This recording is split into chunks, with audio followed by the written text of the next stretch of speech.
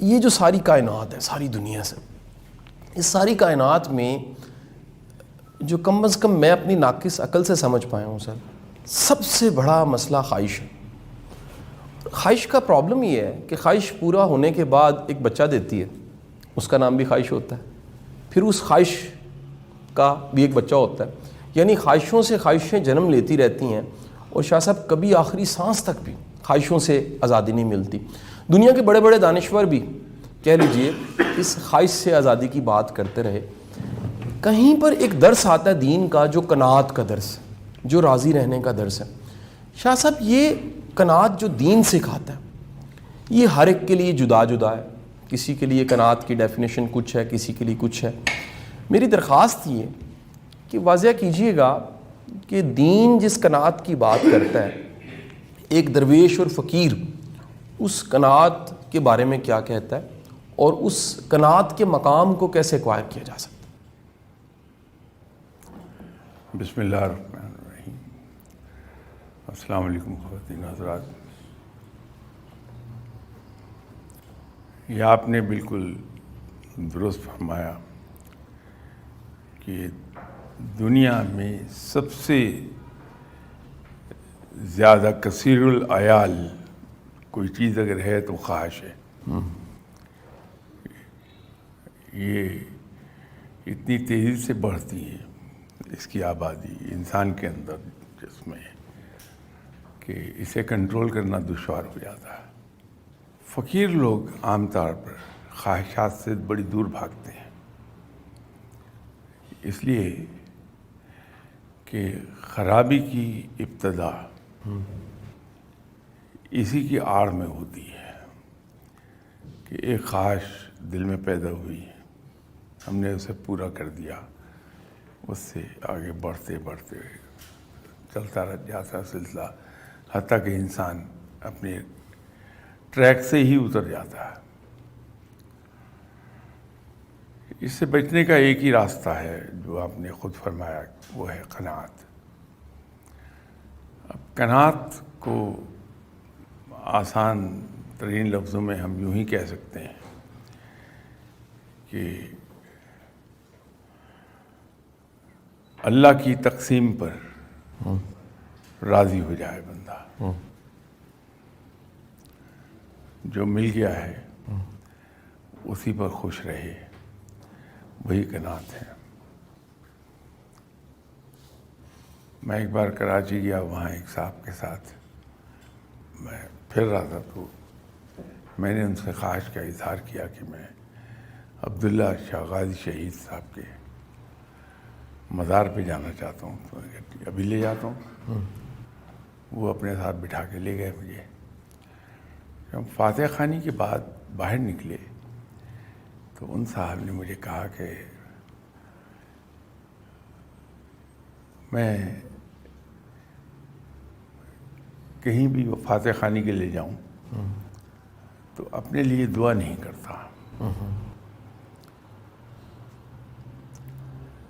میں نے زندگی میں صرف ایک بار دعا کی تھی فاتح خوانی کے بعد، وہ بھی یہ کہ میرا نکاح تھا لاہور میں، جب میں نکاح پہ آیا ہوا تھا، تو نکاح کے بعد ہم دوست اور کزنز وغیرہ اکٹھے ہو کے داتا صاحب کے مزار پہ گئے تھے فاتح خوانی کے لیے۔ تو میں نے فاتحہ پڑھنے کے بعد اللہ سے ایک دعا کی تھی، یا اللہ مجھے قناعت عطا فرما دے۔ بس وہ ایک دعا ہے جو میں نے کہیں بھی فاتح خوانی کے بعد رب کے حضور دعا کی ہو۔ تو اس دن ان کا ایک راز پھر میرے اوپر کھل گیا۔ میں ان کو دیکھ کے اکثر پریشان ہوتا تھا کہ وہ آدمی PIA میں ایک بہت سینئر پوزیشن پر تھے، خاصی سینئر پوزیشن پہ، انجینئرنگ ان کا فیلڈ تھا، مختلف ممالک سے ہر دوسرے تیسرے سال ایک آدھ کورس کر کے آتے تھے، بہت ہی ہائیلی ویل ریڈ۔ لیکن اس آدمی کو میں نے کبھی یہ خواہش نہیں کرتے دیکھا کہ میں اب مرسڈیز لے لوں، میرا گھر 2-4 کنال پر ہو، گلشن اقبال میں میرا خیال ہے 10 مرلے کا گھر ہوگا. اچھا. بندہ خوش تھا اسی میں. ایک پرانے ماڈل کی گاڑی تھی، بندہ اسی میں خوش تھا. ایک دن میں نے کہا بھی کہ گاڑی، کہنے لگے دیکھیے گاڑی کا مقصد میرے نزدیک صرف ایک ہے کہ مجھے ٹرانسپورٹ پرووائڈ ہو جائے. ٹھیک ہے. Point A to point B ٹھیک ہے.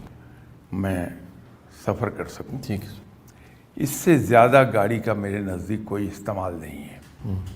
یہ گاڑی یہ ڈیوٹی بخوبی سر انجام دیتی ہے، تو مجھے کیا کرنی ہے گاڑی. اسی طرح لباس کے بارے میں دیکھا، جیسے میں نے عرض کیا کہ بہت ہی سینئر پوزیشن پہ تھے وہ، ٹھیک ہے.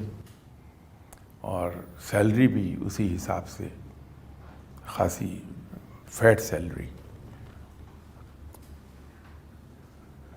آپ چلے گئے ان کے گھر پہ تو کوئی یہ اہتمام نہیں کرے گا وہ بندہ کہ ملازم آپ کے سامنے چائے لے کر آئے، کچھ گیا جا کے خود ٹرے اٹھا رہا ہے، تو جہاں جگہ ملی وہیں بیٹھ کے آپ کو چائے کا کپ پیش کر دیا. تو وہ یہ جو رویے تھے زندگی کے ان کے، سر اس کا بھید اس دن کھل گیا جس دن انہوں نے یہ بتایا کہ میں نے کسی بھی جگہ جا کے فاتح خوانی کے بعد رب کے حضور اگر کبھی دعا کی ہے تو ایک ہی ہے زندگی کی، اور وہ میں نے رب سے قناعت مانگی تھی، اور الحمدللہ اللہ نے قبول فرما لی دعا. تو جب انسان کا رویہ، یہ فقیرانہ رویہ ہے اصل میں جو میں عرض کر رہا تھا. میں ایک ہی بار گیا، وہ بھی میرے ایک نمبر 2 تھے، وہ مجھے لے گئے فیصل آباد کے قریب ایک جگہ تھی سالار والا. وہاں جا کے پتہ لگا کہ وہ صوفی برکت صاحب وہاں تھے. ملاقات ہو گئی ان سے. اچھا. یہ سر کس دور کی بات سر؟ یہ بات ہے 76 کی، اچھا.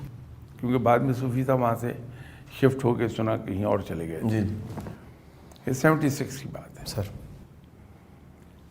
تو صوفی صاحب بڑے خوشی سے ملے، حالانکہ پہلی ملاقات اور آخری ملاقات ہو. اچھا. تو مجھے وہ اپنی زندگی کے مختلف قصے سنا رہے تھے.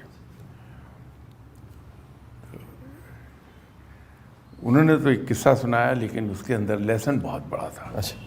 سر تو کہنے لگے میری پوسٹنگ تھی کھاریاں میں، کیونکہ ان کا تعلق فوج سے تھا. سر یہ کور آف انجینئرز میں صوبیدار ہوا کرتے تھے. سر تو کھاریاں میں پوسٹنگ تھی، میں نے چھٹی لی، خیال یہ تھا کہ میں ملتان جاؤں گا. تو آ کے میں کھاریاں کے باہر مین جی ٹی روڈ پہ کھڑا ہو گیا. تو عجیب اتفاق یہ ہوا کہ آدھا گھنٹہ گزر گیا، بس نہیں آئی کوئی ملتان کے لیے. تو میں نے سوچا کہ کیا میں اپنا وقت ضائع کر رہا ہوں یہاں کھڑا ہوا، یہ 2 قدم پر تو ملتان ہے، پیدل ہی چلتے ہیں. تو میں وہاں سے پیدل چلا، جا کے ملتان جا پہنچا پیدل. تو پتہ بھی نہیں چلا کب آ گیا میں ملتان میں. تو بات یہ ہے کہ اسی طرح وہ سنانے لگے کہ میں گیا ہوا تھا فیصل آباد، تو کسی بھلے آدمی نے میری جیب کاٹ لی. تو میں بس پہ بیٹھنے لگا کہ سالار والی واپس آ جاؤں میں. تو جیب میں ہاتھ ڈالا تو وہ سر چیک کرنے کے لیے، تو میرا ہاتھ دوسرے راستے سے باہر نکل گیا. تو میں نے کہا اچھا چلو.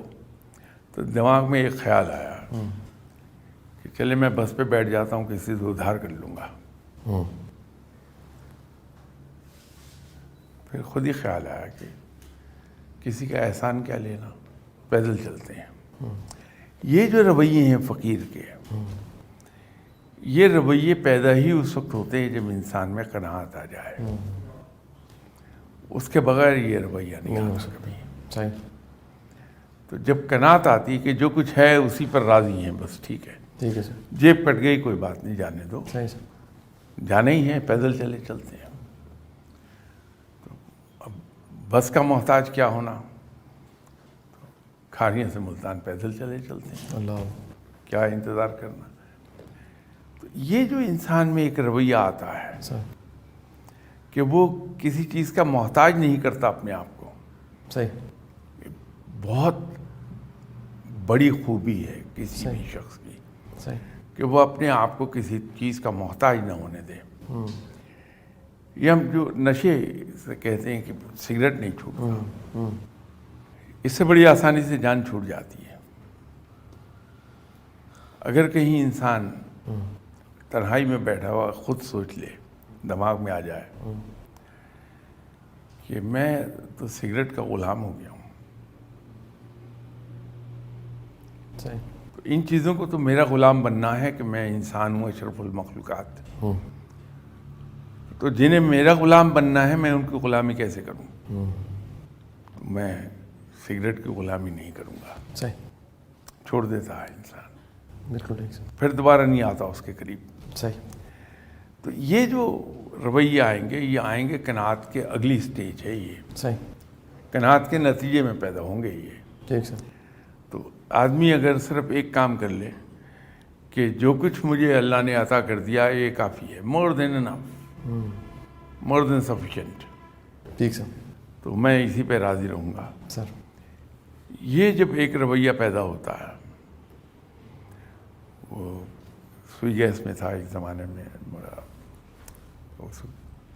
جب سوئی گیس جوائن کی تو میرا خیال میں 22 ایئرس اینڈ 25 ڈیز کا تھا. اچھا. دیٹ واز 7 جولائی 1966. تو میں ملتان اسٹیشن پر تھا. سر. تو ایک صاحب کے بارے میں بڑے قصے سننے میں آتے تھے, وہ تھے رحیمیہ خاں میں, اچھا. ان کا نام تھا عظمت. اچھا. تو ان دنوں کمیونیکیشن بٹوین ملتان اینڈ رحیم یار خان سوئی گیس کا وہ سر وائرلیس پر تھا. اچھا. تو اکثر و بیشتر وائرلیس پر جب کوئی اور بات کرنے لگے تو عظمت صاحب کا ذکر ضرور آ جاتا تھا. پتہ لگتا تھا کہ صاحب عظمت صاحب کو کل فلاں صاحب پہ غصہ آ گیا اور وہ بائیسیکل پہ ملتان کے لیے روانہ ہو گئے. پھر پتہ لگتا تھا وہ ملتان کے لیے پیدل روانہ ہو گئے. آئے کبھی نہیں ملتان. 2-3 سال کے بعد ایک دن پتہ لگا کہ عظمت صاحب کی ٹرانسفر ہو گئی ہے ملتان. اچھا. وہ آ گئے. میں تنہا تھا لیکن گھر بڑا تھا میرے پاس, تو اکثر لوگ جو ٹرانسفر ہو کے آتے تھے جب تک انہیں مکان نہیں ملتا تھا میرے پاس رہ لیتے تھے, یا ٹیمپریری ڈیوٹی پر آئے وہ بھی رہ لیتے تھے. تو عظمت صاحب بھی تشریف لے آئے. آئیے بسم اللہ. تو جب ذرا سی بے تکلفی ہوئی ان سے تو میں نے ان سے پوچھا کہ عظمت صاحب آپ کے بارے میں یہ اکثر سننے میں آتا تھا کہ آپ کو فلاں پہ غصہ آیا اور آپ بائیسیکل پر چڑھے, غصہ آ گیا پیدل چل پڑے آپ. کیا اس بندے نے جواب دیا مجھے, that was a life time lesson, جو جواب تھا ان کا. سر. میں کہا سرفراز صاحب بات یہ ہے کہ بجائے اس کے کہ میں کسی کو کچھ کہوں تو اپنا غصہ میں اپنی ذات پہ کیوں نہ نکال لوں. واہ واہ. تو رحیم یار خان میں غصہ آتا تھا. تو اب رحیم یار خان سے ملتان 185 مائلس ہے, نیئرلی 400 کلومیٹر. تو وہ صاحب بائیسیکل پہ چل پڑتے تھے. تو کہنے لگے جہاں میرا غصہ ختم ہوتا تھا وہاں سائیکل میں لے کے کھڑا ہو جاتا, بس آتی تھی چھت پہ سائیکل رکھتا تھا, بس پہ بیٹھتا تھا, چلا جاتا تھا. کیا تو میں نے دل میں سوچا کہ عظمت صاحب اللہ نے آپ کے اس نام کی وجہ سے آپ میں بھی عظمت دے ہی. کیا بات. نام کی بھی عظمت, اصل میں کام کی بھی عظمت ہے. کیا بات ہے. بعد میں پتہ لگا کہ انہوں نے اتنی عمر گزر جانے کے باوجود، یہ بتا اراؤنڈ 50 ایٹ دیٹ ٹائم، شادی نہیں کی ہے. اچھا. انہوں نے اصل میں فیصلہ کر لیا کہ بجائے کرائے پہ مکان لے کے رہوں میں یہیں رہتا ہوں. مجھے ایک کمپنی مل گئی، پڑھ رہی ہے ایک بیڈ روم میں، آپ چلے جائیے ملتان والے گھر میں. ہاں. ٹھیک. تو میں نے ایک دن ان سے پوچھا، میں نے کہا اعظم صاحب یہ بتائیے کہ آپ نے شادی نہیں کی. اب ان کی سیلری بڑی اچھی تھی، میری سیلری سے at least 3 times, very handsome salary. لیکن ٹراؤزر ان کے پاس غالباً 2 ہوں گی، شرٹس بھی وہ گھسی ہوئی پرانی شرٹس. تو میں نے کہا کہ آپ شادی نہیں کی، کیا ہوا؟ تو سوچ کے کہنے لگے کہ اصل میں سرفراز صاحب قصہ یہ ہے، میرا ایک بھائی ہے، شادی شدہ ہے، اور کام کرتا ہے POF میں، وہاں میں، لیکن سیلری اس کی کوئی زیادہ نہیں ہے، بچے پڑھ رہے ہیں. تو اگر میں شادی کر لوں گا تو اس کے بچے نہیں پڑھ پائیں گے. اللہ صحیح صحیح. تو ان کے اس لباس کا وہ مجھے سمجھ آ گئی. پھر کیا باقی تو میں نے پھر مزید نہیں پوچھا. کیا بات ہے. بات یہ ہے کہ اس بندے میں قناعت دیکھی میں نے. سر میں نے کبھی اس آدمی کو کسی چیز کی خواہش کرتے نہیں دیکھا. مست ہے بیٹھا.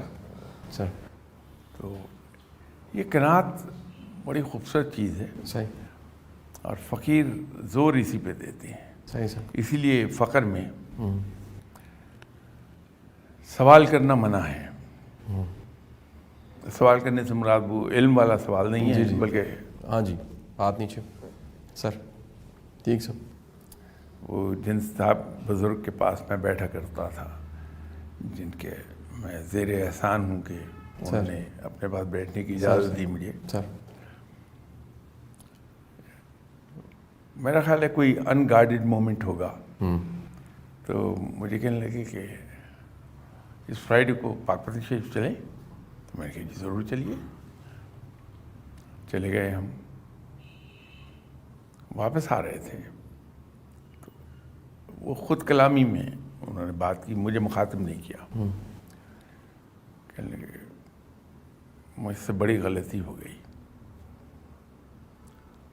اس دن میں نے پاک پتن شریف جانے کا سوال کر لیا.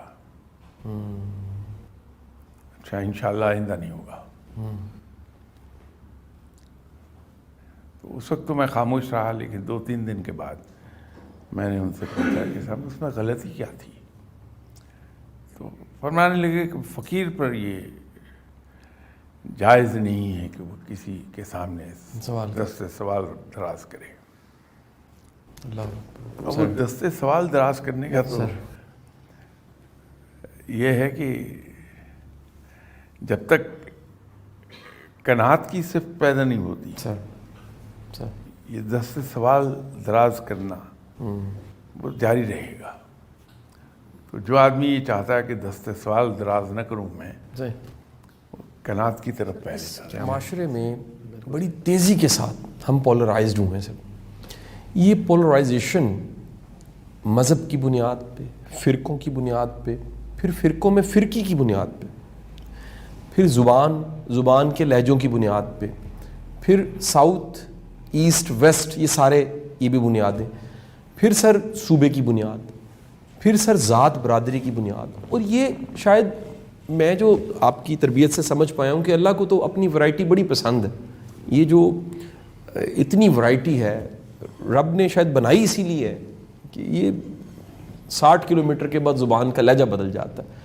پنڈی کی جو بھنڈی ہے اور لاہور کی بھنڈی میں بڑا فرق ہے سر، ڈشوں میں بڑا فرق ہے سر. اس سے سر ایک کام بڑا خراب ہوا سر، بڑی تیزی کے ساتھ تکفیر سر جو ٹرم ہے سر وہ بڑھ گئی ہے. ہر کوئی دوسرے کو کافر کہہ رہا ہے. اور یہاں میں واصف علی واصف صاحب کا آپ کی اجازت سے جملہ ایڈ کروں اور سوال کر دوں گا سر. وہ کہتے ہیں مسلمان وہ ہے جو ہندو کی نگاہ میں مسلمان ہے، کیونکہ یہاں تو ہر فرقہ دوسرے کو مکمل کافر سمجھ رہا ہے. سر یہ جو ہم ہر بندے کی نیت پہ شک اور ہر بندے پہ کفر اور ہر بندے پہ شرک یہ کہنے لگ پڑے ہیں سر. اس سے سر سماج کیسے چھٹکارا پا سکتا ہے؟ یہ انفرادی مسئلہ تو ہے ہی سر اجتماعی مسئلہ. درخت ہے، اس کا پھل جب آتا ہے سر تو پھل میں کیڑا ہوتا ہے. سر تو جو ایک عام رویہ ہے کہ ہم اس پھل کو جھاڑ دیتے ہیں کہ نیکسٹ سیزن میں پھل بہتر آ جائے گا، لیکن پتہ یہ چلتا ہے کہ نیکسٹ سیزن میں جب پھل آیا وہ لاسٹ ایئر سے بھی زیادہ کیڑے والا تھا. اس کا صحیح علاج یہ ہے کہ درخت کی جڑ میں پیسٹیسائڈ انجیکٹ کر دیا جائے. ٹھیک سر. تو اسی طرح جو اس قسم کے مسائل ہوتے ہیں ان کو اگر ہم آخری سرے پر جا کر پکڑیں تو وہ مسئلہ کبھی حل نہیں ہوگا. اور جڑ کو دیکھنا ہے. تو جڑ اس کی وہی جو آپ نے فرمائی کہ پولرائزیشن کی طرف چلے گئے. اب پولرائزیشن کیوں ہو گئی؟ آپ کبھی اگر فرصت مل جائے زندگی میں آپ کو اتفاقاً، زندگی آپ کی مصروف بات ہے، تو آپ یہ دیکھیے کہ سمندر میں کاغذ کی کچھ چیزیں جو تیرتی رہیں وہ ڈال دیجیے، تھوڑی دیر میں دیکھیں گے کہ وہ سب کی سب چیزیں ایک طرف آ کے اکٹھی ہو رہی ہیں. ٹھیک ہے. جو ادھر آ کے اکٹھی نہیں ہوئی وہ دوسری طرف جا کے اکٹھی ہو جائے گی. ٹھیک ہے. جب کسی کشتی کی رڈر نہیں ہوتی، اس کو میں معافی چاہتا ہوں اردو میں اس کا پتوار سر وہ آ گیا یاد. تو جب تک کہ رڈر نہیں ہے اس کی، وہ لہروں کے رحم و قدم پر ہوگی. لہریں اس کو جدھر کو چاہے لے جائیں. ٹھیک ہے سر. تو لہریں اپنے زور میں اس کو سویپ کر کے کچھ ادھر کو اکٹھی کر دیتی ہیں، کچھ ادھر کو اکٹھی کر دیتی ہیں. تو ہمارے یہاں جو خرابی اصل پیدا ہوئی ہے، ہم پچھلے کوئی 48-49 سال سے ہماری تمام تر توجہ مالی وسائل یا مالی کرپشن یا آسائشیں، دنیاوی آسائشیں، ان پر مرکوز ہو گئی پوری کی پوری، سر حکومتی سطح پر بھی اور عوامی سطح پر بھی. سر ہم نے یہ سوچا ہی نہیں کہ ہماری تمام تر توجہ اگر ادھر مرکوز ہے اس جگہ تو اس کا نقصان کیا ہو رہا ہے. اسٹوڈنٹ لائف میں بھی کتابوں کی تلاش میں کبھی کبھار فروزنس کے شو روم پہ چلے آیا کرتے تھے ہم، جو مال روڈ پر تھا. ان دنوں کتابوں کی دکانیں تھیں ہی اس طرح کی بہت کم. تو دروازہ اندر داخل ہوتے ہی پہلے ایک ٹیبل رکھا ہوتا تھا جس کے اوپر لکھا ہوتا ہے فریش ارائیولز. تو ہم لوگ جا کے سب سے پہلے اسی ٹیبل پر کتابیں دیکھا کرتے تھے. ایک بار جو وہاں گیا تو ایک چھوٹے سائز میں سرخ جلد والی ایک ڈائری پڑھی تھی. تو پتہ چلا کہ یہ علامہ اقبال کی کوئی ڈائری ہے جس میں انہوں نے اپنے علمی نکات لکھے ہوئے ہیں. تو فروزنس نے اسے پرنٹ کر کے وہ رکھی ہے وہاں. تو ایسے ہی دیکھنے کی خاطر اس کی پہلا صفحہ جو الٹا میں نے، تو ابتدا علامہ اقبال کے ایک جملے سے ہوئی بھی تھی. وہ اکیلا ایک جملہ تھا پورے پیج پر کہ اگر آپ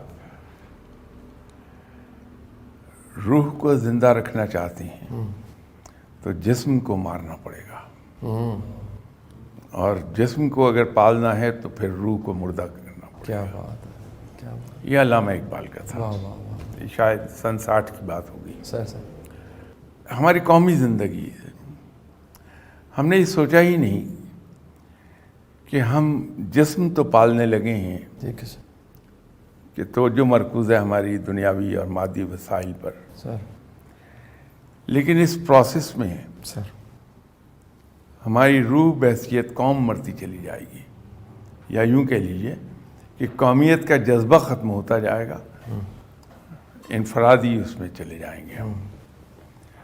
جبکہ جو جاگتی ہوئی قومیں ہیں وہ قومیت بیدار کرتی ہیں اس ملک کے رہنے والوں میں، اور مادی وسائل خود بخود ہوتے چلے جاتے ہیں پیدا. پھر تو ہم نے نیشن بلڈنگ کی طرف توجہ نہیں دی. اس سے پہلے جو کچھ ہمارا جذبہ تھا قومیت کا وہ وقت کے ساتھ ساتھ کم ہو گیا سر. ختم ہوتا چلا گیا، جبکہ اسے پروموٹ کیا جانا چاہیے تھا. اور آج بھی ہم اس پر توجہ نہیں دے رہے کہ ہم قومیت کا جذبہ اپنے اندر ہم پیدا کر لیں، اور ہماری ٹرانسفارمیشن بڑی ضروری ہے. Sir from a crowd to a nation, یہ ٹرانسفارمیشن بڑی ضروری ہے. سر تو بات وہاں پولرائزیشن کی ہو رہی تھی، سر تو وہ ڈائریکشن نہیں ہے ہماری. سر ہم نے بغیر رڈر کے کشتی کو چھوڑا ہوا ہے لہروں پر جاتی ہوئی، تو وہ دو پولز میں اکٹھی ہو رہی ہیں سر کشتیاں ساری، ایک طرف ایک طرف. تو اگر آپ یہ چاہتے ہیں کہ سر یہ تکفیر کا معاملہ اور دوسرے معاملات سر حل ہو جائیں سر تو ہمیں پھر وار فوٹنگ پر ایسے میئرز لینے ہوں گے سر جہاں ہمارے اندر جذبہ قومیت وہ بیدار ہو جائے. تو یہ چیزیں خود بخود پھر نیچے کو جائیں گی کہ ایک ڈائریکشن مل جائے گی، ایک جو کراؤڈ کی شکل ہے اس وقت ہماری، سر تو اس ڈائریکشن میں ہم موو کریں گے. سر یہ چیزیں خود بخود ختم ہو جائیں گی. سر ادروائز یہ اور بڑھے گا ابھی. سر لمبے چوڑے کاموں میں مت پڑیے، صرف ایک نقطے کو پکڑ لیں کہ ہم نے تحقیق کرنی ہے، ریسرچ، صرف اتنا کام کر لیجیے. اور وہ بالکل نہیں ہے. یہ اب تو یوں لگتا ہے 2-4 صدیوں پہلے کا قصہ ہے کہ ہم پڑھا کرتے تھے کبھی اسکول، کالج، یونیورسٹی میں. تو جب میں MBA کر رہا تھا اس وقت بھی، جو کہ بات ہے 1964، 65، 66 کی، سر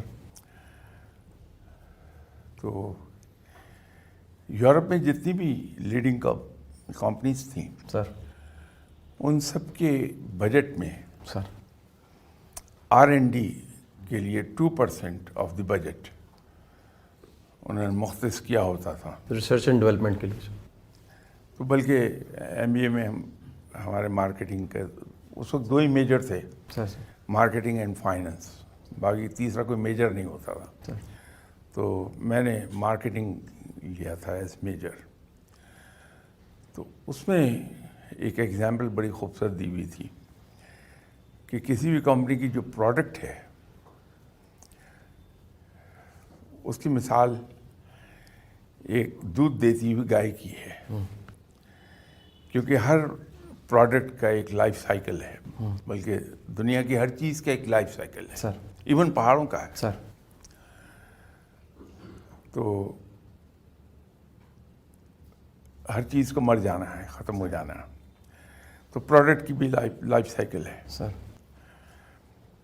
اس کی ایگزامپل اس نے دی کہ آپ نے ایک گائے پالی ہوئی ہے، اس کے دودھ پر آپ کا گزارا ہے. سر اب آپ زیادہ پیسے کے قصے میں کہ سر ہمیں دودھ زیادہ بکے اور پیسہ زیادہ ملے، سر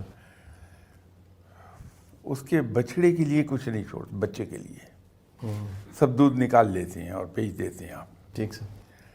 ہوگا یہ کہ کچھ عرصے کے بعد وہ گائے بوڑھی ہو جائے گی، دودھ دینا بند کرے گی، سر چونکہ آپ اس کے بچے کو کچھ نہیں چھوڑتے تھے کہ وہ دودھ پی لے ماں کا، تو اب آپ کے پاس دوسری گائے نہیں ہے. نتیجہ یہ ہے کہ آپ کی اپنی اسٹارویشن شروع ہو جائے گی. لیکن اگر دودھ تھوڑا سا وہاں چھوڑ دیں آپ کہ اس کا بچہ پی لے، بائی دا ٹائم یہ گائے بوڑھی ہوگی، دودھ دینا بند کرے گی، اس کا بچہ دودھ دینے کے لیے تیار ہو چکا ہوگا. بالکل ٹھیک سر. تو وہ R&D کو ایکسپلین کرتے ہوئے یہ پڑھایا کرتے تھے. یہ گورا ایسے ہی پڑھاتا ہے سر. تو یہ جو R&D ہے یہ اتنا ضروری ہے، اسی پر ہم توجہ نہیں دیتے. اب یہ امریکہ کی جتنی بھی آپ کو ایجادات سے زیادہ، کیونکہ اسلام کے کانسیپٹ کے مطابق ایجاد تو کوئی ہے نہیں سر. یہ سب ڈسکوریز ہیں. ٹھیک ہے سر. چیزیں ایگزسٹ کرتی ہیں، ہم آپ اس کو صرف ڈسکور جاتے ہیں کرتے ہیں. لیکن پرابلم سالونگ کا بھی ہے اور پالیسی میکنگ بھی.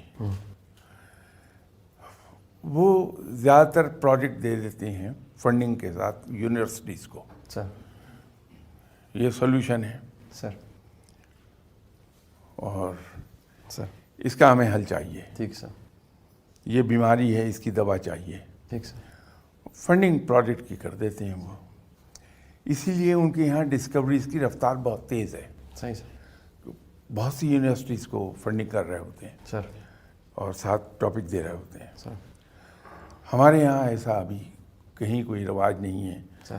بلکہ بعض کا تو ہم سیکیورٹی کی آڑ لے کے بہت سے جائز چیزوں سے بھی محروم ہو جاتے ہیں خود بخود. سر. کہ یہ ہم فارن پالیسی یونیورسٹی کے حوالے کیسے کریں صحیح سر. کہ آپ ہمیں یہ کر دیں کہ ہم اس ملک کے ساتھ تعلقات بہت اچھے بنانا چاہتے ہیں. سر. ایک روڈ میپ ورک آؤٹ کیجیے، میتھڈ دیجیے. سر. وہ یونیورسٹیز میں ریسرچ اینڈ ڈیولپمنٹ کے ذریعے سے سر. اس کا آپ کو سلوشن دے دیا جاتا ہے. ہمارے یہاں زاہد چپا صاحب کی موجودگی ہے اور میں خود ان کا بڑا فین ہوں سر. اللہ تعالیٰ نے ان سے بڑا ایک خیر کا کام یہ لیا ہے کہ اسلام 360 ایک ایسی ایپ ہے جو کہہ لیجئے آج کی کوئی بہترین خدمت ہے دین کی. سر اس انداز سے دین کی خدمت کرنا کتنا ضروری ہے سر؟ میں اس سوال کا سر بیک گراؤنڈ بتا دیتا ہوں سر. ہمارا جو سر مدرسے کا بچہ ہے جو عین تیار ہوا ہے سر دین کی خدمت کے لیے، سر وہ سوشل میڈیا کو نہیں جانتا. ہمارا عالم دین ایسا ممکن ہے وہ تبلیغ کے اس طریقے کو نہیں جانتا جس کا نام یوٹیوب ہے. اسے نہیں خبر کہ واٹس اپ اسٹیٹس کی جو سپیڈ ہے یا واٹس اپ کے ایک میسج پھیلنے کی سپیڈ ہے یا ایک کمپین لانچ کرنے کی سپیڈ بینر، نعرہ اور دروازہ نوک کر کے تبلیغ سے آگے جا چکی ہے. شاہ صاحب آپ اس ٹیکنالوجی کو جس کے ذریعے آج تبلیغ اتنی ماڈرن ہو گئی اور جیسا آپ نے اسلام 360 بھی دیکھی، تو میں چاہوں گا کہ کچھ ایسا ریکارڈ ہو جائے جو زاہد چپا صاحب کے لیے بھی ہو اور وہ امر ہو جائے ہمیشہ کے لیے. دیکھیے چپا صاحب نے مجھے دکھایا پروگرام اور بڑی خوشگوار حیرت ہوئی کہ ایک انڈیویجول سنگل ہینڈیڈلی صرف 13 سال میں اتنا بڑا کام بھی کر سکتا ہے. یہ بہت ہی بڑا کام ہوا ہے اور غالباً کئی صدیوں تک یہ یاد رکھا جائے گا. اور بہت سے لوگوں کے لیے شاید یہ انسپائریشن کا کام بھی کرے کہ بہت سے لوگ اس فیلڈ میں کام کرنا شروع کر دیں. سے تو انکار کسی طرح بھی ممکن نہیں. اگر میں رشک کے مارے اس سے انکار کرنا بھی چاہوں تو وہ ممکن نہیں ہوا. بہت بڑا کام کیا ہے انہوں نے. لیکن ایک اور اگر زاہد چیمہ صاحب کی ایکسپرٹیز جو ہے اس فیلڈ میں اس سے ہم کام لے سکیں تو یہ پھر ایسا کام ہو جائے گا کہ مسلمان ان ڈیکیڈز سر دوبارہ اس مقام پہ جا پہنچیں گے جو ہم نے آج سے 700 سال پہلے لوز کر دیا. سر وہ یہ ہے کہ یہ تو بہت اچھی چیز ہے کہ آپ دین سیکھنے کے لیے اتنی آسانیاں پیدا کر دیں جیسے اسلام 360 نے پیدا کی. لیکن اس میں ایک چیز ہماری رہ جاتی ہے. سر. آپ دیکھیے مسجدوں میں بھی، مدرسوں میں بھی، سر. اور باہر بھی جو درس و تدریس کا سلسلہ ہے، اس میں سارے کا سارا زور دین کی باریک موشگافیوں پر لگتا ہے. سر. میرے لیے مسئلہ یہ بنا ہوا ہے کہ ہاتھ چھوڑ کے نماز پڑھوں، یا میں نے اسے مسئلہ بنایا ہوا اپنے لیے، ہاتھ چھوڑ کے نماز پڑھوں، ہاتھ باندھ کے نماز پڑھوں، میں ناک پر ہاتھ باندھوں، سینے پر باندھوں، پیٹ پر باندھوں ہاتھ.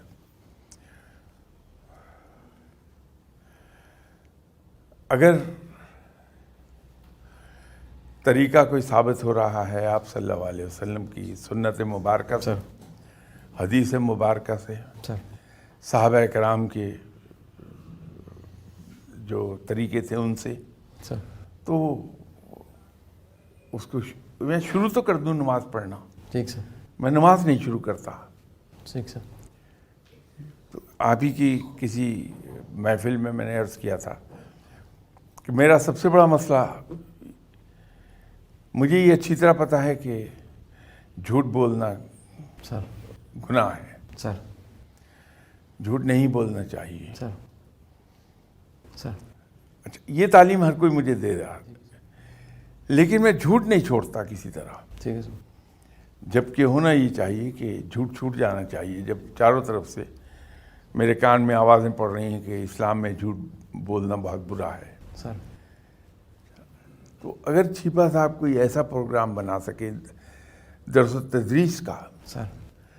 جس کے اندر کہانیوں کے ذریعے سے، ڈائریکٹ نصیحت سے تو نہیں، نصیحت سے انسان دور بھاگتا ہے، سر. ایک بڑی سمپل بات ہے. ٹھیک سر. یہ طریقہ ہمارے یہاں رائج تھا سر. اسٹوری ٹیلنگ کا سر. اسٹوری کی ٹیلنگ. سر. اب وہ اسٹوری ٹیلنگ دو معنی میں استعمال ہو جاتی ہے. صحیح. ایک تو وہ طریقہ بھی ہے، وہ آج کل بھی ہم اسٹوری ٹیلنگ ہی میں ہیں، ہر روز نئی کہانی سنا دیں گے. صحیح. لیکن ایک اسٹوری ٹیلنگ پازیٹیو ہے. صحیح. وہ یہ تھا کہ کوئی ایک چھوٹا سا قصہ سنا دیا. جیسے جب ہم کلاس 2 میں پڑھتے تھے، اب آپ اندازہ کر لیجیے کلاس 2 میں کس زمانے میں ہوں گا میں، سر. اور کتنا وقت گزر چکا. سر. اس کو کہانی یاد ہے، میں بھول نہیں پایا سر. کہ ایک جنگل میں 2 بھیڑیے تھے. سر. کچھ شکاری آئے، سر. تو ایک بھیڑیا تو بچ نکلنے میں کامیاب ہو گیا، دوسرا بھیڑیا شکاریوں نے پکڑ لیا. اس کو لے گئے، جا کے اس کو گھر پہ پالنا شروع کر دیا. اب اسے وقت مقرر پر کھانا ملتا تھا پیٹ بھر کے. سر. جنگل میں تو اپنے لیے خود شکار کرنا پڑتا ہے، بعض کا 4 دن ہی شکار ملتا. ٹھیک سر. تو بڑا فربا ہو گیا، سر. اور وہ مانوس بھی ہو گیا انسانوں سے بہت. سر. تو ایک دن وہی شکاری جنگل میں آئے، تو شکار ڈھونڈ رہے تھے. تو اتفاق کی بات یہ ہے کہ ان بھیڑیوں کی پرانی بھٹ کے قریب سے وہ گزرے. تو ان دونوں بھیڑیوں کی آپس میں ملاقات ہو گئی. تو جنگل میں جو رہ گیا تھا پیچھے بھیڑیا، سر. اس نے اس بھیڑیے کو دیکھا، یہ بڑا فربا تھا، صحت مند ہوا ہوا. تو اس نے کہا کہ واہ، تمہاری صحت بہت اچھی ہوئی ہوئی ہے. تو یہ کیسے اتنے تم صحت مند ہو؟ نے کہا کہ جو شکاری آئے تھے، جو پکڑ کے لے گئے تھے مجھے، لکیلی بڑے اچھے دل کے ثابت ہوئے ہیں. تو انہوں نے مجھے بجائے مار کے میری کھال ادھیڑنے کے، صحیح. مجھے پال لیا. صحیح. میں سارا دن بڑے مزے سے وہاں بندھا رہتا ہوں. 3 وقت کھانا مل جاتا ہے، کوئی ایفرٹ نہیں، کوئی کچھ نہیں. تو یوں میری صحت بہت اچھی ہو گئی. بڑی مزے کی زندگی ہے، نہ سردی کا غم ہے، نہ گرمی کا دکھ ہے کوئی. تو تم سناؤ. اس نے کہا دیکھ لو، میرا حال تو تمہارے سامنے ہے. وہ ہڈیوں کا پنجر تھا. جنگل میں شکار دن بہ دن کم ہو رہا ہے. کئی روز نہیں ملتا مجھے شکار. تو اس بھیڑیے نے، جس کو وہ شکاری پال رہے تھے، اس نے کہا کہ اگر تم کہو تو میں مالکان سے بات کروں کہ تم بھی لے چلیں گھر پہ. تو اس نے کہا ٹھیک ہے کر لو. اب یہ بھیڑیا اپنے بھٹ سے نکل کے شکاریوں کے پاس جانے لگا تو اس کے دوست کی نظر اس کی گردن پہ پڑی. وہاں ایک سیاہ رنگ تھا، پٹا نشان بن گیا تھا. اس نے کہا ایک منٹ، یہ تمہاری گردن کو کیا ہو گیا؟ اس نے کہا اصل میں یہ شکاری مجھے باندھ کے رکھتے ہیں تو اس کے لیے پٹا میرے گلے میں ڈالا ہوتا ہے انہوں نے، اس کا نشان آیا. تو اس نے کہا پھر ایسا کرو، یہ آرام و عشاء کی زندگی تمہیں مبارک، مجھے اپنی آزادی بڑی عزیز ہے. واہ واہ، بہت خوبصورت، بہت خوبصورت. ٹھیک. اب انہوں نے مورل آف دی اسٹوری نہیں لکھا ہوا تھا. تو کلاس 2 کے بعد آج میں بیٹھا ہوا آپ کے ساتھ ذکر کر رہا ہوں، میرا خیال ہے اس بات کو تقریباً 68 ایئرس گزر گئے. ان 68 ایئرس کے بعد بھی مجھے یہ چیز ازبر ہے. صحیح.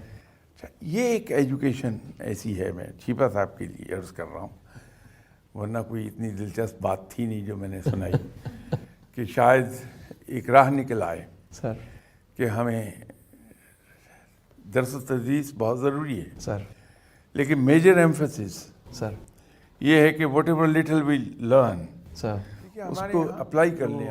اصل پرابلم آ رہی ہے اگر آپ ایجوکیشن کے اینگل سے بات کریں گے.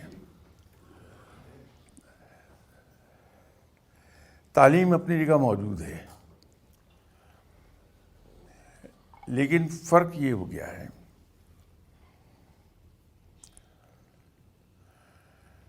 یہ اس کی ایک ایگزامپل میں دے دوں، اس سے شاید میری بات واضح ہو جائے گی. ایک زمانے میں ٹویوٹا نے فیصلہ کیا کہ ہم پاکستان میں پلانٹ لگائیں گے. سر تو ان کے ان دنوں ایجنٹ ہوتے تھے منو موٹرز والے، سر شہزادہ منو، صحیح. ڈائنامک آدمی تھے وہ.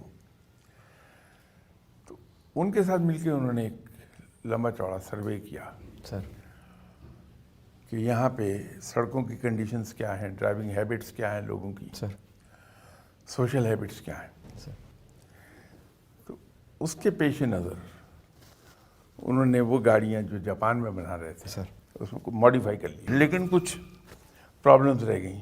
تو اس کے چند سال کے بعد جب ہونڈا نے ڈیسائیڈ کیا کہ ہم یہاں پلانٹ لگائیں گے، تو ہونڈا ٹک 3 ایئرس ٹویوٹا کو اسٹڈی کرنے کے لیے. انہوں نے اس کے اسٹرانگ پوائنٹ اسٹڈی نہیں کیے، بلکہ جو نیگیٹو سائڈ تھی ان کی گاڑی کی جس سے لوگ تنگ تھے اس کو اسٹڈی کیا اور اس کو ریکٹیفائی کر لیا. اس کو اچھا ہے ہمیں جو تعلیم کے ذرائع ہیں، ذرائع ابلاغ جن کو کہیے، طریقہ تعلیم کہیے، ضرور مغرب سے لینا چاہیے، لیکن اس کو امپرووائز کر لیں ہم ٹو آر اون، وہ ہم نہیں کرتے. ہم بلائنڈلی یہ چاہتے ہیں. ایک زمانے میں یہاں پرابلم آ رہی تھی، جو گورنمنٹ کی انڈسٹری تھی اس میں بھٹو صاحب کا دور تھا ابھی، اور رفیع رضا منسٹر پروڈکشن ہوا کرتے تھے. تو ایک ڈچ سر کنسلٹنٹ انہوں نے ہائر کیا، سر اور وہ پاکستان میں رہا کوئی 6 مہینے اور اسٹڈی کیا اس نے کہ یہ انڈسٹریز سکسیسفل کیوں نہیں ہو رہی. تو ایک بڑی والمنس موٹی رپورٹ تیار کی اس نے. تو وہ منسٹر صاحب کو سبمٹ کرنے جب گیا تو رفیع رضا بڑے پڑھے لکھے آدمی تھے، وکیل تھے بائی پروفیشن، لیکن تھے بہت لرنڈ آدمی. تو انہوں نے کہا کہ یہ report thank you very much, آپ نے مجھے پیش کر دی، پر میں اسے لوں گا، لیکن میں آپ کی 1 لائنر رائے معلوم کرنا چاہتا ہوں. تو اس ڈچ کنسلٹنٹ نے بڑا خوبصورت جواب دیا جو آج تک میں نہیں بھولا. اس نے کہا mister minister, You are trying to fit a round into a square. وہ ممکن نہیں ہو رہا.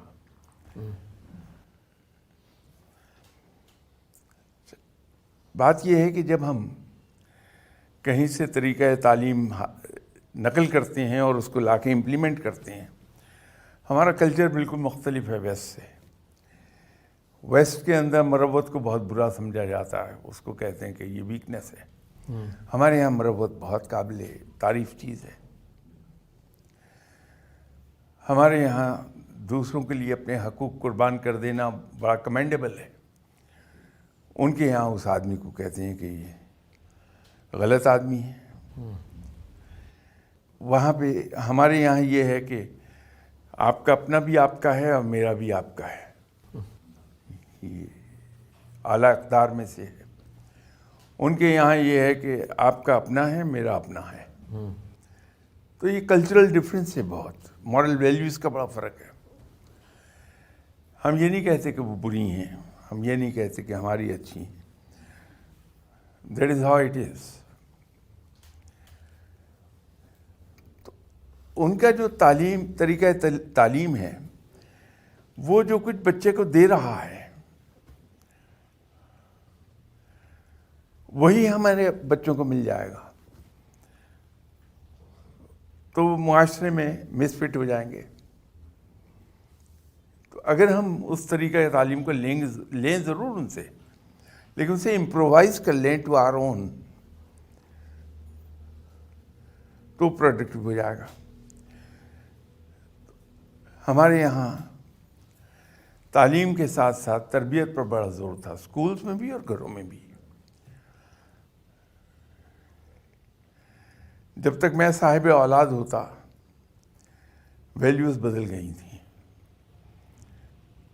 تو میں بھی ہر ماں باپ کی طرح بچوں کو اسکول کے حوالے کر کے بے فکر ہو گیا کہ میں نے اپنی ڈیوٹی پوری کر لی, میرے بچے اسکول چلے گئے, اب میں اپنا ٹائم انجوائے کر سکتا ہوں. میں یہ بھول گیا کہ دن میں 24 گھنٹے ہیں, میرا بچہ اسکول میکسیمم 6 گھنٹے گزارتا ہے. دیٹس میکسیمم آؤٹر لمٹ ہے. باقی 18 گھنٹے وہ میرے پاس ہے. تو اس کی تربیت ایٹ لیسٹ 3 ٹائمز زیادہ مجھے ہی کرنی ہے اسکول کی نسبت. وہ ڈیوٹی میں نے نہیں کی. تو تعلیم تو رہ گئی ہمارے یہاں, وہ بھی طریقہ تعلیم مستعار لیا ہوا, تربیت اس میں سے مائنس کر دی. نتیجہ ہمارے سامنے آ گیا ہے. تو ہمیں دوبارہ سے اس کو ریوزٹ کرنا پڑے گا اور طریقہ تعلیم کو امپرووائز بھی کرنا پڑے گا, اور تربیت کا عنصر بھی اس میں اکنامک کرائسس سے گزر رہا ہے. کئی طرح کے چیلنج ہیں سر. ڈالر مہنگا ہو رہا ہے سر, پیٹرول مہنگا ہو گیا, اکانومسٹ کہتے ہیں مزید مہنگا ہو سکتا ہے سر. سر ایک عام شخص یہ سوچتا ہے یہ سارے پاکستان کی اکانومی کو بہتر کرنے کے کام تو حکمرانوں کے ہیں سر, پالیسی میکرز کے ہیں سر, لیڈرز کے ہیں سر. لیکن سر ہماری جو عوام ہے سر, ان کی بھی سر شاہی خرچی ہیں سر. اس وقت اگر دیکھیں سر, ایک عام سی گاڑی سر کسی بھی کمپنی کی سر 10-15 ہزار گاڑیاں بک ہیں سر, اور 6 ماہ سے کم کا وقت نہیں ہے سر ڈیلیوری ٹائم جو ہے سر. سر میں ریسٹورنٹس میں جاتا ہوں سر, مجھے حیرت ہوتی ہے سر کہ 5 سٹارز میں بھی لائن لگی ہوئی ہے سر. لاہور کے جو 5 سٹارز ہیں سنڈے میں ناشتے پہ سر لائن لگی ہوتی ہے سر, باری نہیں آتی سر. شاپنگ سر ریکارڈ سیلز ہو گئی ہیں سر, ہر طرح کی, کپڑے کی سر, جیولری کی, کاسمیٹک کی سر. ایک عام شخص پاکستان کی اکانومی کو بہتر کرنے کے لیے کیا کر سکتا ہے سر؟ یہ آج سر میں نے قریب موضوعات رکھے تاکہ سر سننے والے, کیونکہ ہم انفرادی طور پہ بھی ایڈریس کر رہے ہوتے ہیں سر لوگوں کو, تو سر وہ کوئی میسج چلا جائے تاکہ پاکستان کی اکانومی کو تھوڑی سی بہتری آ جائے. دیکھیے, بظاہر تو یہ بہت خوش کن بات لگتی ہے کہ ہم یہ کہیں کہ پبلک یہ کر لے, پبلک وہ کر لے, تو اکانومی میں بہت بہتری آ جائے گی. جی سر. آپ ہی کے پروگرام میں نے مور دین ونس ایک عرض کیا کہ کوئی دنیا کی پرابلم حل نہیں ہو سکتی جی سر. تب وقت کہ اس پرابلم کو حل کرنے کے لیے ہم ایک پرٹیکولر ڈرل میں سے نہ گزریں, ٹھیک ہے سر. ایک سسٹم کے تحت اس پرابلم کو جب تک نہ لیں ہم. اکانومی یقینی طور پر ہماری ڈول ڈرمز میں ہے اس وقت. جی سر. ایک عام آدمی کی جو آپ نے بات کی, ایک آدمی میکسیمم جو کر سکتا وہ یہ ہے جی سر. کہ اپنے حصے کے ٹیکسز وہ نہ صرف یہ کہ دیانتداری سے بلکہ خوش دلی سے پے کرنا شروع کر دیں. یقینی طور پر گورنمنٹ کے خزانے میں بہت اضافہ ہوگا. جی سر. لیکن اس کا کیا کریں گے آپ کہ آپ کے پاس ایک واٹر چینل ہے, جی سر. آپ اس واٹر چینل میں دریا کا پانی ڈال دیتے ہیں, جی سر.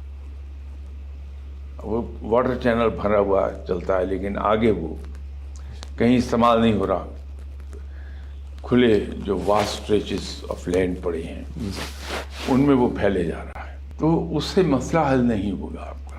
ہم نے اگر اس پرابلم کو دیکھنا ہے تو اس کے لیے ہمیں پہلے یہ دیکھنا پڑے گا کہ ہم 1971 تک ہماری اکانومی بڑی صحیح ڈائریکشن میں جا رہی تھی.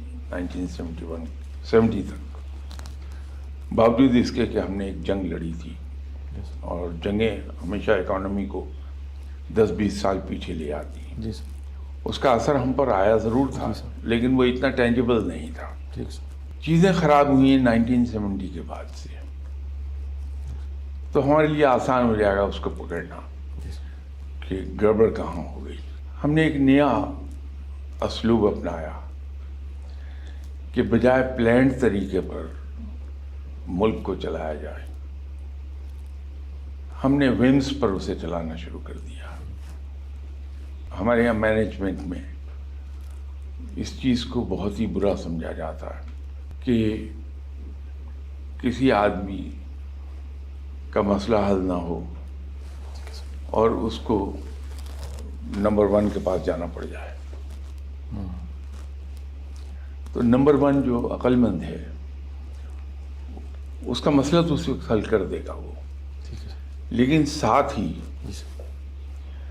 وہ یہ انکوائری شروع کر دے گا کہ میرے یہاں جو میں نے سسٹمز دیے ہوئے ہیں وہ مسئلے کو حل کیوں نہیں کر پائے کہ اس آدمی کو مجھ تک آنا پڑ گیا. سب کام چھوڑ کر اس پر جت جائے گا کہ میں اس سسٹم کو چیک کروں.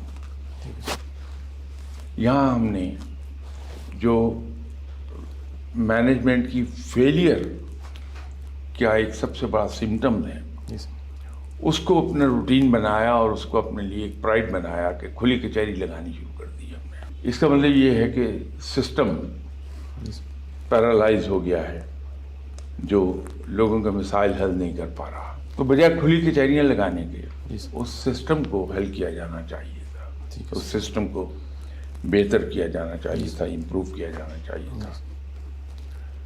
ہمارے شہر سہولتوں سے محروم ہونے لگ گئے تو ہم نے پیکیجز اناؤنس کرنے شروع کر دیے, اتنے بلین کا یہ پیکیج. ہم نے اس پہ توجہ نہیں دی کہ یہ کیوں فیلئر آیا اس میں, کہ چیزیں اس حد تک بگڑی کہ ہمیں ایک اسپیشل پیکیج اناؤنس کرنا پڑ گیا. لوگوں کی تکالیف دور ہونی چاہیے لیکن ساتھ یہ ضرور انویسٹیگیشن کرنی چاہیے کہ کہاں پر کیا چیز غلط ہو گئی کہ سسٹم مفلوج ہو گیا, وہ لوگوں کے مسائل حل نہیں کر سکا. ٹھیک ہے سر. اسی طرح جو ہم نے ڈیولپمنٹ کی ملک میں وہ سسٹمیٹک نہیں رہی, وہ ومزیکل ہو گئی. ابھی آپ دیکھیے کہ ہم نے پاور سٹیشنز اندھا دھند لگائے. اگر یہ پلان طریقے پر لگے ہوتے تو ایک بیلنس ہم ورک آؤٹ کر لیتے کہ جو ٹرانسمیشن لائنز ہیں ان ٹرانسمیشن لائنز کی کیرنگ کیپیسٹی کیا ہے, کرنٹ کیرنگ کیپیسٹی. اب آپ کے پاس پاور ہاؤسز موجود ہیں, آپ کی transmission lines they are enable to transport that electricity, ان کی کیپیسٹی بہت کم ہے. یہ جو ہیپ ہیزرڈ ڈیولپمنٹ ہے یہ اکانومی کو لے بیٹھی ہے. تو جتنا بھی خزانہ بڑھتا چلا جائے وہ ضائع ہو جائے گا، کیونکہ اس واٹر چینل کے منہ پر آگے وہ پانی بے محابہ پھیل رہا ہے، وہ ہمارے کام نہیں آئے گا. تو پرابلم کو ہم وہاں سے پکڑیں جو اس کے روٹ کازز ہیں. ٹھیک ہے سر. اور ان روٹ کازز کا علاج شروع کر دیں. ٹھیک سر. ایک درخت ہے، جی سر. پھل آپ کو دے رہا تھا، جی سر. سڈنلی اس کے پھل میں کیڑا آنے لگا. اب ہم ہر سال پھل گراتے جائیں کہ اگلے سال بہتر پھل آ جائے گا، وہ کبھی نہیں آئے گا. ٹھیک ہے سر. یہ کیڑا دن بہ دن پھل میں بڑھتا چلا جائے گا. ٹھیک سر. ہمیں اس کی جڑ میں پیسٹیسائڈ ڈالنا ہے جی سر. تاکہ وہ کیڑا مر جائے. صحیح سر. تو اکانومی کو جی سر. آپ پہلے تو یہ ڈٹرمن کیجئے کہ ایکچوئل پرابلم کیا ہے، اس کے روٹ کازز کیا ہیں. تو جب ہم اس بات کو سمجھ لیں کہ ایکچوئل پرابلم کیا ہے اور روٹ کازز کیا ہیں، جی سر. تو ہمارے لیے اس کا علاج کرنا آسان ہو جائے گا.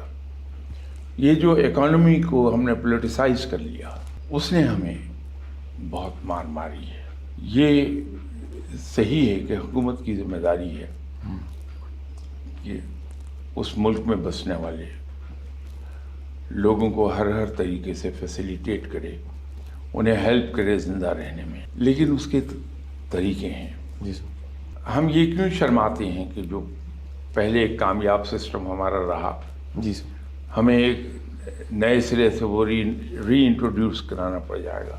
آٹا یقیناً عام آدمی کی پہنچ سے باہر ہو رہا ہے، چینی پر باہر ہو رہی ہے. جی سر. ہم ٹارگیٹڈ سبسڈی کی طرف چلے جائیں، راشن ڈپو سسٹم دوبارہ سے لے آئیں.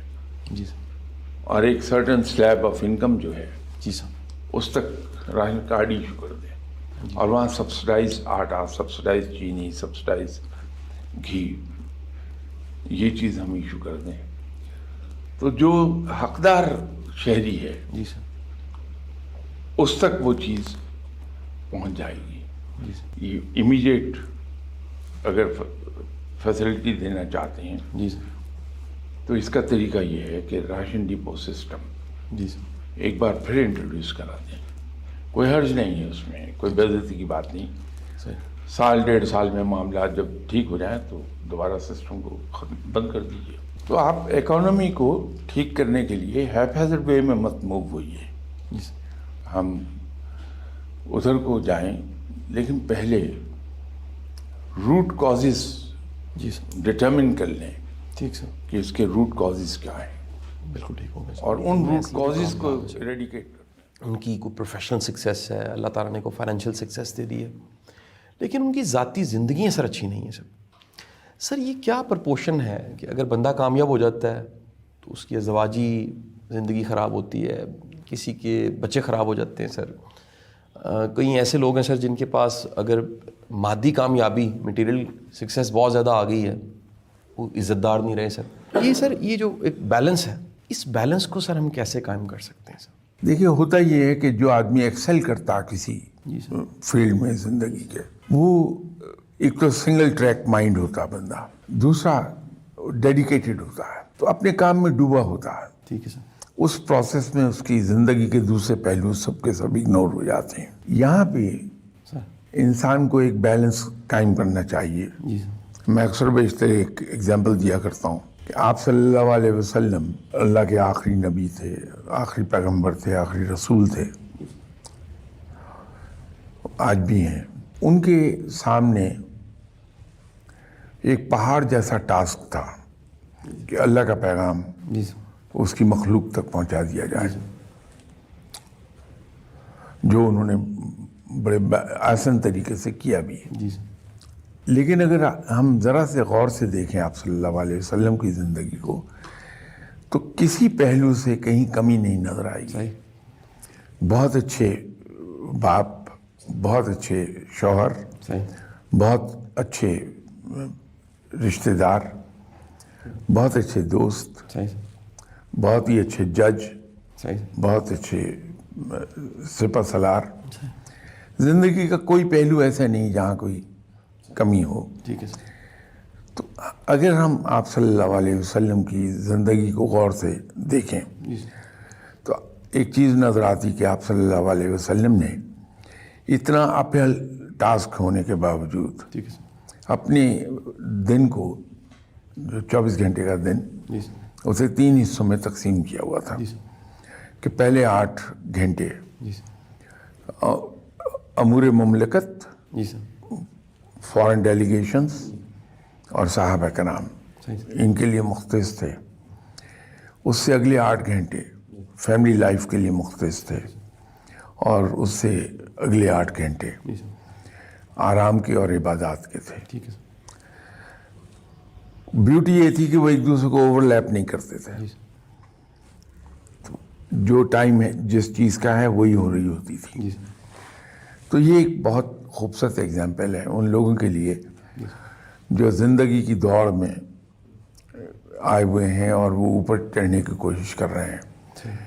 کیونکہ یہی وہ وقت ہوتا جی ہے سر. جہاں انسان میکسیمم ٹائم اور ایفرٹ اور اپنی مینٹل انرجیز دے رہا ہوتا ہے. جی سر. تو اگر وہاں یہ احتیاط کر لے آدمی جی سر. کہ اپنے وقت کو اسی طرح تقسیم کر لے سنت کے عین مطابق، سر عزت تو یہ مسائل دوسروں کی نہیں کرنی پیدا چاہیے، ہر ایک کی کرنی چاہیے. لیکن سر کوئی پیمانہ، کوئی کرائٹیریا، کوئی پرنسپل کیا ہونا چاہیے کہ یہ بات ہے تو ہمیں ضرور رسپیکٹ کرنی چاہیے؟ میں سر اس سوال کا ذرا بیک گراؤنڈ بھی تھوڑا سا بتا دوں سر، کیونکہ زیادہ تر سر حیات آ رہی ہیں سر، ارن کی بھی رسپیکٹ نہیں ہے سر. یعنی ہم کسی بھی بزرگ جو بوڑھا ہے اس کی عزت کرتے ہیں کیونکہ ایج زیادہ ہے سر اس کی. ہم کسی کے ساتھ بھی پروفیسر کا ورڈ لگا ہوا ہے تو اس کی رسپیکٹ کرتے ہیں. لیکن سر کوئی ایسا کرائٹیریا 1 2 3 کی شکل میں کوئی پرنسپلز جن کو سامنے رکھیں اور ہم لازمی رسپیکٹ کریں ایسے بندے کی؟ دیکھیے، دین نے تو ہمیں ایک یارڈ سٹک دی، وہ ہے تقوی. جی سر. کہ جو شخص تقوی میں آگے ہے جی سر. وہ ہم سب میں بہتر ہے. جی سر. تو جو ہم میں بہتر ہے عزت اس کا حق ہے. جی سر. لیکن بحیثیت انسان کے ہمیں دوسرے کی عزت ایک وجہ سے کرنی چاہیے کہ وہ اسی رب کا بندہ ہے جس رب کا بندہ میں ہوں. ٹھیک ہے سر. وہ میرے لیے قابل احترام ہے کہ میرے ہی رب کا تخلیق کرتا ہے وہ انسان. تو انسان کی عزت ہم کرنا سیکھ لیں، جی سر. اس کے لباس کی، اس کی دولت کی، اس کے اسٹیٹس کی، اس کی عزت نہ کریں بلکہ ہم انسان کی عزت کر لیں. ہمیں ایک چیز یاد رکھنی چاہیے کہ دوسرے کو عزت صرف وہی آدمی دے سکتا ہے جو خود عزت والا ہے. اس کے ساتھ ہی ساتھ ایک اور بھی بات ہے کہ دوسرے کو اتنی عزت دیں جس کو وہ ڈیزرو کرتا ہے. تو عزت تو ہر ایک کو دینی چاہیے، ٹھیک ہے سر. محض اس لیے کہ وہ میری ہی طرح کا انسان ہے، اسی رب کا بندہ ہے. ٹھیک ہے سر.